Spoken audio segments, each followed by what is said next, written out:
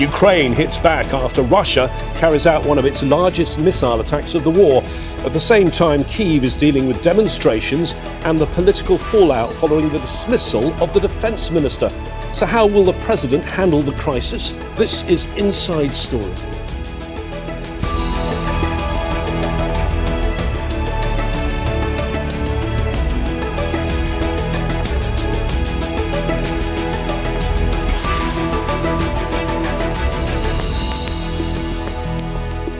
Hello there, I'm James Bays. We are responding. The words of the Ukrainian president as his country struck Russian oil facilities in the Moscow region. Volodymyr Zelenskyy was referring to the major ballistic missile attack the Russian military had carried out the night before. So far in July, it's reportedly targeted Ukraine with more ballistic missiles than it produces in a month. The renewed escalation comes as Zelenskyy faces a serious internal political crisis. His sacking of the defence minister has sparked growing protests. So how much of a rift does this crisis expose at the highest levels of leadership in Ukraine? And how could that play out in the hands of Russia?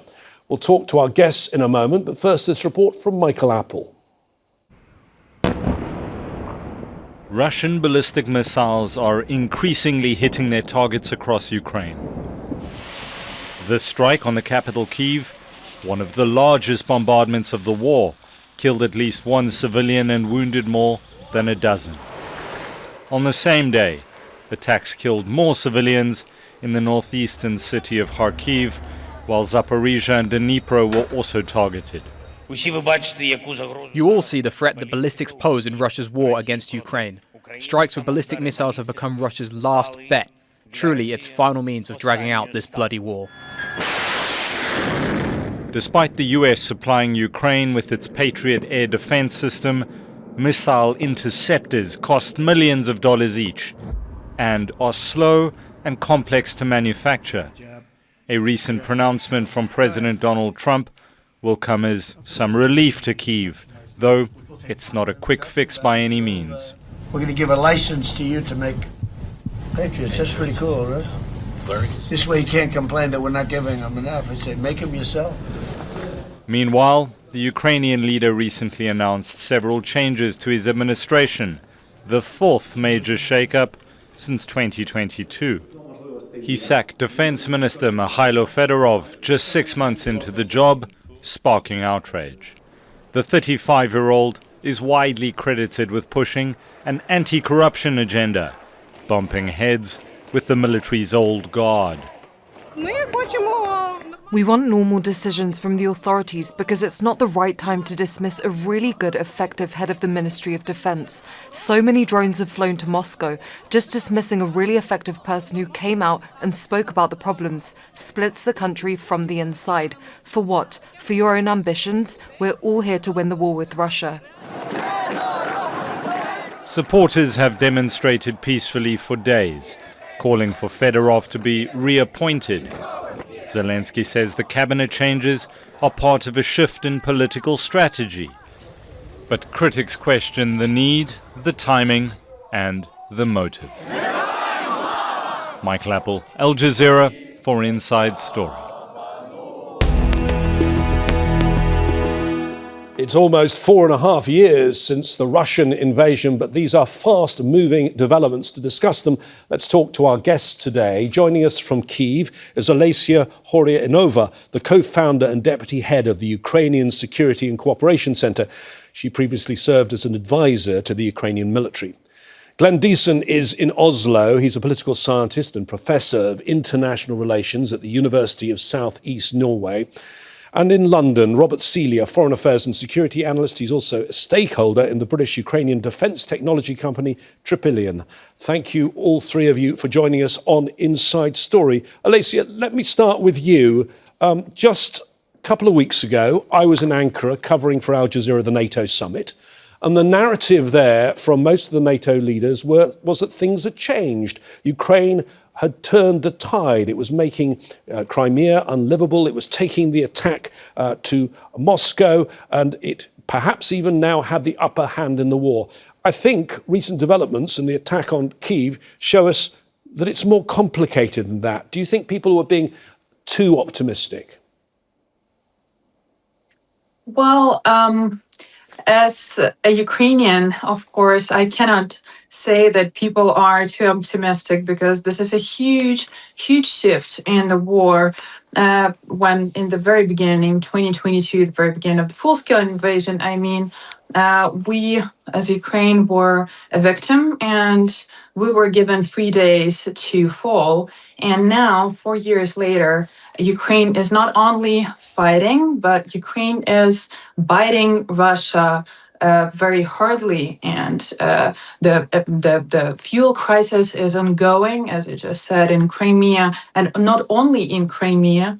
We are hitting objects, the oil infrastructure, gas infrastructure, as well as military infrastructure deep in Russian territory. So I would say that this is one part of the war, which means that Ukrainian capabilities in this war is very much higher than it was at the very beginning.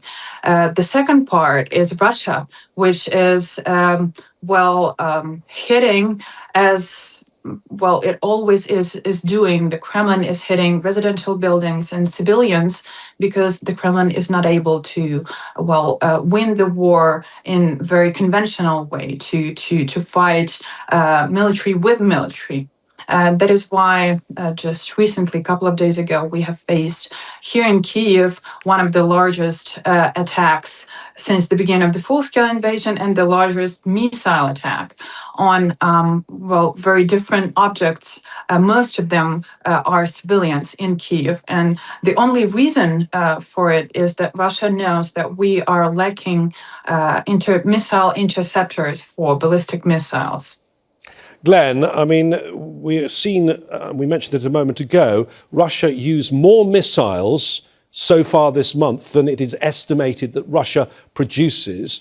Is Putin throwing everything at this right now because his own country is suffering? I don't think it's throwing everything into this. They are, as they have planned from the beginning, they are looking at this as a long war. So they're expecting this to go on for much longer. And indeed, if you look at a lot of the weapons they're producing, that is armored vehicles, they're being prepared in the rear. If you look at the Orishniks they're making, they're also stockpiling them because there's always the risk of a direct war with one of the European NATO countries, if not more. So I don't think they're going to throw everything at Ukraine, but there is obviously an escalation going on, which the Russians have made many references to, and this is what they see themselves as responding to. So the main concern there is that they see NATO getting more and more involved into this war. We keep saying, the Ukrainians are striking deep inside Russia with hundreds of drones, but these drones are financed by the West. Many of them are manufactured by the West. It's Western intelligence that's directing many of them. The Western intelligence that helps with the targeting. It's Western military that helps with the war planning. The West also supplies contractors. So overall, this is seen as it's been seen since 2014 as a NATO proxy war using Ukrainians. So for this reason, the Russians they see a need to retaliate, but they haven't retaliated against NATO yet because this is feared to then possibly spark something that can escalate into a nuclear war fairly quickly. So they keep retaliating against Ukraine. But again, what we've seen from NATO, though, has been pushing for these deep strikes deeper into Russia's rear, because the war of attrition, I think, is a losing proposition. The Russians are simply much larger, much more powerful, and as you said in your intro, in Donbass, this is quite evident that it's the Russians that are making ground. They're having the favorable casualty ratios. So NATO has also been pushing for more deep strike into Russia's rear, that is energy, economic targets, as well as military, to weaken Russia. So I think that this is why the Russians see this essentially, if they're not able to absorb all the pain of the NATO's escalation, then they're going to have to find a way of escalating in a big way. So I think the first step is escalating directly against Ukraine. If that doesn't take it, I would expect a retaliation against NATO directly. Bob, one of the things Glenn said there, you sort of prove the point, do you not? I mean, drone companies financed by the West, you are involved, you're a former British MP, you're an author on the war in Ukraine, but you're also involved with a company, a Ukrainian-British company that produces drones, completely proving his point.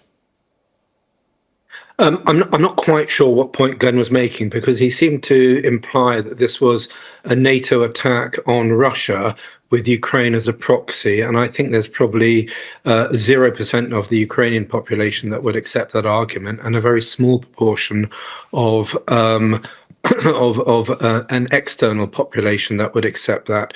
Russia invaded Ukraine. Ukraine is defending itself. Ukraine has Western allies who support Ukraine's right to exist and not to be destroyed by Putin's dictatorship. So that's the starting point. The idea that sort of that Russia is retaliating against Ukraine first, and then it'll come to NATO afterwards because it's NATO's war against Russia, it is simply a fiction and a misrepresentation of what is happening. Okay, Bob, now, when it comes to your point, Bob, if I don't mind me interrupting a second, we'll come back to drones later on, but what we've seen repeatedly, I think at least 7 times this month, is Putin again exploiting the vulnerability that he's seen since the very beginning of the war, which is he can bombard Kyiv with missiles, and there's very little Kyiv can do to stop it. Is that not right? On that, I mean, Russia has 3 strategic aims. Certainly, on the when it comes to the operational tactics of the war, Russia has 3 aims, and they have not changed: to make grinding progress on the battlefield, and actually, they're not winning in Donbass, and their casualty rates are extraordinary. And when you use 100,000 lives to take a small town the size of Pokrovsk, that may be tactical victory in military terms, but it's also strategic defeat, because it will take you so long to capture the whole of Donbass, and you will lose so many hundreds of thousands of troops that is not success. So there's a military aim, there's an economic and psychological aim, James, which is to destroy Ukrainian energy and electricity so people freeze in winter.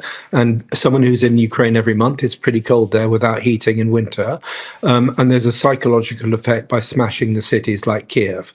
And yes, they are getting more missiles in, because it's very expensive to stop the ICBMs. There is a battle over Shaheeds. So these Iranian-made medium-range, damaging but not sort of major missiles on the ICBM scale. The Russians are producing 5,000 a month, but the Ukrainians are increasingly using interceptors to destroy that. So that's a very ongoing situation. The third aim is to break the link between Ukraine and Ukraine and its allies in the West. And thus far, although Russia has arguably damaged those links in some way, it has not yet destroyed them. And in fact, arguably that they are now strengthening again. Olesia, the interceptors Bob mentions, those are what they use to try and take down those incoming Russian missiles. That is where the problem is it not? Ukraine does not have enough of those, particularly Patriots, and the problem has been made even worse by Donald Trump's war against Iran. Well, indeed. And the worst problem is that we don't have enough interceptor missiles for Patriot, because they are the only ones who are able to intercept ballistic missiles, which are the most dangerous ones. And all of the other missiles we didn't see in this latest attack. And this is the only reason for it, is that Russia knows that we can intercept them, that we can hit them, as well as Shaheds. Only 120, I suppose, were used in the recent attack on whole Ukraine, which also states that Ukraine is able to hit those. And ballistic missiles, unfortunately, we are bound right now to use Patriot missiles, which are very hard to produce, and it takes a long time, and it takes a lot of money. That is why this is one of the main priorities of Ukrainian diplomacy. And just recently, the deputy head of the president office of Ukraine, Pavlo Polisa, stated as well that this is one of the huge priorities of Ukraine, and Zelenskyy also stated it on all of the recent international events that we need Patriot missiles. That is why we are very much waiting for the opportunity to produce them, the PAC-3 missiles, on Ukrainian territory, which also would take time, but still. And as well as we are very much waiting for Germany to be able to produce PAC-2 missiles as well. Glenn, Donald Trump was sitting next to President Zelenskyy at that NATO summit in Ankara. And he told Zelenskyy, we're going to give you a license to make Patriots. This way you can't complain that we're not giving enough of them to you. That sounds good for President Zelenskyy, but the reality is they're not getting these anytime soon, are they? No, this is going to take a very long time. That is to set up these facilities, to make these missiles, to get the right labor. This is going to take a long time. So I assume that the war will be over before the first interceptor missiles are actually produced. And furthermore, it's not as if the Russians will sit by and wait for this to be built. I mean, this is one of the reasons why it's very difficult to build anything in Ukraine. They can be destroyed quite easily by Russia. So no, I think the easier thing to do is obviously to produce in the West and to ship them in. But again, this is also becoming a problem, and I think that's something that some European countries are getting worried about, because what they essentially said, a lot of the leaders of these NATO countries, is that they would like to see the war being brought to Russia. They're quite obvious, but they're quite open about this, to bring the war to Russian territory. Now, at the same time, it's implied that all of these military facilities in Europe are now and America are protected, safe zones. And so I think it's only a matter of time before Russia would respond and bring the war to Europe, to strike some of these weapons manufacturers in Europe. Okay. I would assume Germany would be among the first. Glenn, let me bring in Bob now, if I can. So, Bob, Ukraine is facing pressure because of these missile attacks coming from Russia, but that's not the only problem facing President Zelenskyy. You might say he's having a bad week, one of the worst weeks perhaps in the last 4.5 years. He did a cabinet reshuffle. He got rid of his defence minister, who it's now very clear is very popular with the people. How much of a problem is this? And just tell us a little bit more of what you know of Defence Minister Fedorov. Good question. I mean, I'm sure Olesia is also very well informed on this. Look, I mean, Fedorov was popular and he was highly competent. You talk to some people and they say, look, he's been got rid of for the wrong reasons. However, you talk to other people, and although Fedorov was massively in favor of reforming the army and effectively building the army around drone production, ministers don't win wars, soldiers win wars. And I'm wary of criticizing Zelenskyy without good reason to do so. Drones are important, but the AI that combines, the software and targeting programs, this is also important. Training is important. Logistics are important. Soldiers are important. So there are many things that go into warfare. And I'm just, a natural instinct would be to take Fedorov's side here, but I'm also wary of doing so, because actually Zelenskyy is a very well-respected commander. Now, some people think he's old school, but there is a counterpoint to that, to say that actually Zelenskyy has a better overview of how the war has evolved in the last couple of years than most other people in that country. So I would be wary of just saying Fedorov good, Zelenskyy bad. I think it is a more complex argument. Olesia, your view on that. You've been formerly an advisor to the Ukrainian armed forces. Do you see a clash of military cultures here between the old school, the old military elite who perhaps don't like change, and a new way of war that was being promoted by the now sacked defence minister? Well, first of all, very, very supportive of what Bob just stated. This is indeed very much complex question. It's not a problem, but a question, I would state. First of all, the strategy of going towards innovations and technological advancement was taken by Ukrainian state and was leading by Zelensky from the very beginning of the full-scale invasion. And this is not an easy process, of course, because, well, the military is very conservative, and military is, well, there is a reason why it is conservative, because if something is working, it's better not to touch it, because in case it would not work in the future, it would lead to very, very heavy casualties. It could lead to very, very bad consequences. Mykhailo Fedorov was and remains one of the youngest, most energetic parts of Zelensky team, and he came to the cabinet of ministers, to our government at the very beginning of Zelensky's reign, and he initiated and executed many very technological things in our state, just in general, together with Ukrainian military, of course. On the other hand, we have Ukrainian military. We have people who, with their hands and legs and all of the armored vehicles and weaponry, etc., made this war as it is. So, well, yes, indeed. This is the as I see it, is a complex question, and this is a personnel position that the Ukrainian president is taking, because he the only one who sees the entire picture of how everything should evolve and is evolving right now. And and very, very good and very clearly we can see that Zelensky is respecting people's rights to protest, and is currently listening to them, taking the next steps in well-appointed people to very crucial positions in Ukrainian military and Ministry of Defense.